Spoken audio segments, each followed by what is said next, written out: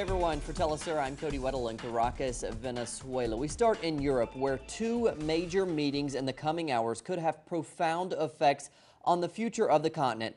In Brussels, the new Greek government is about to present the Eurogroup with plans for restructuring its debt. But first, the possibilities of peace in Ukraine. German Chancellor Angela Merkel has traveled to Belarus for a summit with the presidents of France, Russia, and Ukraine. The meeting has been described as a last chance to halt the violence in eastern Ukraine. It comes after a new peace plan was drafted by France and Germany last week. Russia says it is optimistic about the outcome, while EU leaders have been more cautious. If we do not have that positive outcome today, all the other options, all the other developments that we can imagine for Ukraine itself, but also for Europe and for the relations between Russia and the European Union and the rest of the world, open perspectives that are definitely, one less can say, at least worrying. Ahead of the meeting, violence has continued in eastern Ukraine, casting a heavy shadow over prospects for peace in the short term. Shells hit a bus station in the rebel-controlled city of Donetsk, killing at least one person. According to the rebels, the attack killed 5 people.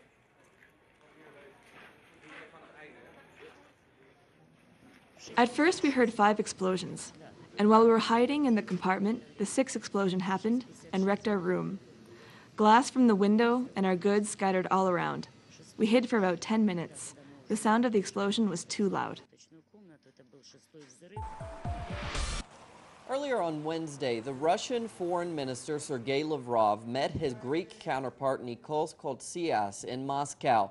They discussed both of the big issues facing Europe and agreed that only negotiations will solve the conflict in Ukraine.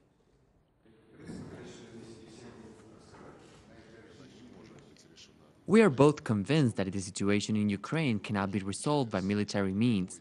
The path to peace lies through a direct dialogue between Kyiv authorities and those who want to defend their land in the southeast. And we should protect their rights of everyone who live in Ukraine. And Lavrov also says that in spite of its difficult economic situation, Russia will consider providing loans to Greece if it fails to reach an agreement with the Eurogroup. We'll have more on that important meeting in Brussels in just a few minutes. But first, we're going to turn to Latin America, and we're going to go to Mexico, where protesting teachers have reached a preliminary agreement with the government. Coming from the state of Oaxaca, the teachers have not been paid because they are not legally registered by the local government. Mexico's education law allows the federal government to withhold the salary of those teachers who are not registered. Although the educators have reached a preliminary agreement to resolve the issue, they say they will continue to protest until they get paid. Two different groups in Colombia, the Broad Front for Peace and the Commission on the History of the Conflict, have submitted reports regarding the ongoing peace process between the Colombian government and the FARC rebels in Havana, Cuba. Our correspondent, Natalia Margarita, reports from Bogotá. The president of Colombia's agricultural union, Fensuagro, Eberto Diaz, says that the FARC's unilateral ceasefire has already had a positive impact on the lives of peasants. These impacts have also been compiled in a report that Colombia's Broad Front for Peace presented in Havana, Cuba on Monday. Effectively, the conflict has lowered in intensity, and this has allowed farmers to move around. It has allowed agricultural workers to gather within their organizations. In general, we have seen a positive impact. For Eberto, it is clear that the rural areas have been strongly affected by the armed conflict, but also due to the long-standing state abandonment of agriculture. With no doubt, it has had an impact on food sovereignty and security. Today, we are importing 10 million tons of food products that could be easily produced by our farmers if they had the support from the state, as well as if the war was over. The complexity of factors and dynamics involved in Colombia's conflict is something that the Commission of Historical Conflict aimed to reflect in a 700-page report submitting during the ongoing peace process in Havana, Cuba. It will allow Colombian society to get an understanding that rather than being unidirectional, reflects the complexity of the problem, the multiplicity of perpetrators. Also to understand that this has not been a conflict simply between armed actors, between the guerrilla and the army, but that there have been also power, economics and institutional determinants of this conflict. In a moment when the Colombian society is expecting to finally step into a post-conflict period, this latest report will be an important input for understanding the complexity of Colombia's conflict beyond the armed violence. From Bogotá, Natalia Margarita, teleSUR. Heavy rains continue to present major problems for residents in Peru and Bolivia. Heavy rains caused floodings that destroyed 8 houses in the south of La Paz. 24 people have died due to the downpour since December. In Peru, a landslide destroyed over 100 homes in Chosica, central Lima. The community is demanding the government provide help to the affected residents. Venezuelan Vice President Jorge Arriaza announced on Tuesday that the Venezuelan government will continue to fight economic sabotage in the country. Now, according to Arriaza, authorities are tracking down businessmen involved in scams and hoarding. The government warned the Polar company, the biggest Venezuelan food manufacturer, that it will monitor its provision of corn flour to guarantee that they are supplying the market.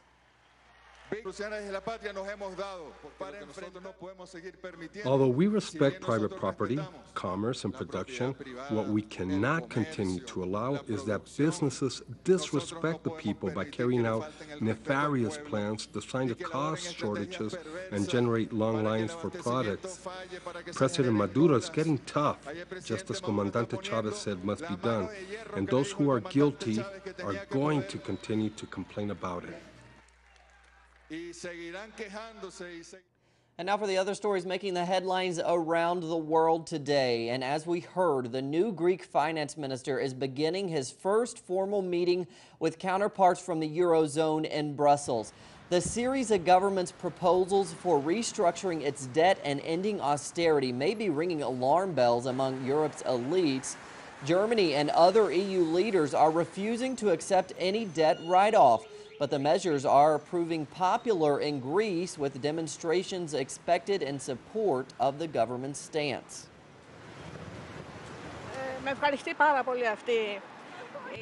I'm very pleased with Syriza's attitude, even though at the same time I'm somewhat insecure and afraid of where this persistence and boldness might lead us. Still, we have to fight.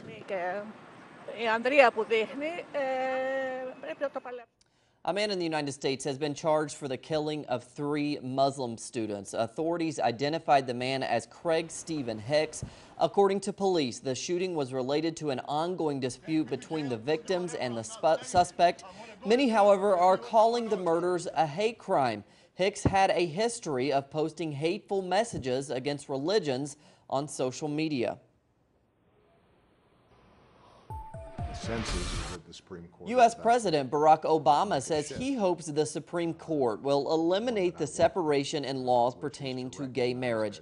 The president believes the Equal Protection Clause of the Constitution should be applied in order to provide the same rights for gay couples nationwide. The president's remarks come as an Alabama judge is refusing to issue same-sex marriage licenses in the southern state. A recent measles outbreak in the United States has opened a debate about vaccines and exposed the danger that vaccination skeptics could pose to public health. Our correspondent Alexandra Hall has more. Herd immunity theory says that if one person gets sick with a vaccine-preventable disease, it probably won't spread because most people in society are already vaccinated. But over 120 cases of measles spawned from an outbreak believed to have started at Disneyland late last year has exposed that some children aren't part of the herd. Instead of this herd immunity where almost everybody was vaccinated, now you have these big pockets of people who are unvaccinated, and one person can touch off, sort of a mini epidemic, which is exactly what we're seeing right now. All states require parents to vaccinate their children for most infections like measles by the time they're 1 year old. But some now allow non-medical exemptions based on religious or philosophical beliefs, a personal decision that's now a political debate. the poor have an issue with vaccinations, but you also have perhaps this kind of elitist view that we don't trust the government. We know better than the government about what should happen to our children. The most recent outbreak prompted some schools and clinics to turn away unvaccinated children. But a recent study finds that only 1 in 10 Americans think vaccines are not safe for children. I'm not convinced that there are really negative aspects to it. So does the government have the right to mandate vaccinations? Some say yes. If you look at the science, I think you have to say to yourself that the benefits of vaccination, both to protect your child and to protect society in general, far outweighs the risks. The risks being taken by a still very small yet powerful minority. Measles was virtually eradicated in the United States by the year 2000, but last year saw a record number of 644 cases nationwide. A majority of those who were infected had not been vaccinated. In Washington, I'm Alexandra Hall for teleSUR. Around 300 African migrants are believed to have drowned after 3 small ships sank in the Mediterranean Sea. The ships carrying around 100 people each sank as they attempted to travel from North Africa to Europe. The death toll is raising criticism over Italy's decision to cut its Mare Nostrum Coast Guard program, which helped rescue 150,000 migrants last year. The government of Ecuador will take the case of asylum seeker Julian Assange to the United Nations Human Rights Council. The founder of WikiLeaks has been confined in the country's embassy in London for over 2 years. Ecuador's UN ambassador says that her country will bring Assange's case to the 28th session of the Human Rights Council in March. Behavior doesn't apply to him. Libyan police found a batch of unexploded shells near the capital city of Tripoli. The new discovery comes as the United Nations Commissioner for Human Rights issued a report which shows at least 200,000 fighters belonging to different groups are fighting for control of the country. Now, according to the document, the situation is turning chaotic as the number of displaced more than doubled by November last year, and evidence of intimidation, torture, and abductions have also increased. South African ballerinas are teaming up with stunt drivers to raise funds and promote ballet in underprivileged areas. The initiative consists of a challenge in which stunt drivers and ballet dancers invite followers to film themselves spinning in a variety of ways with a variety of different people, famous and non-famous. The ballerinas from the Joburg Ballet believe dancing can provide underprivileged youth with an opportunity to stay off of the streets and to exercise their creative talents.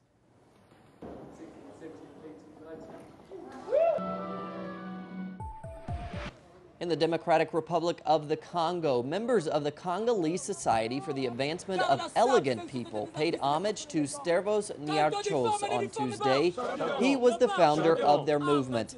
In their embrace of polished dress and manners, the Sapeur movement has gained international recognition for its unique style of resistance to neocolonialism. More on those stories and others at our website, telesurtv.net/English. Sarah Begum will be with you with the latest headlines in just a few hours. For teleSUR English, I'm Cody Weddle. Have a great day.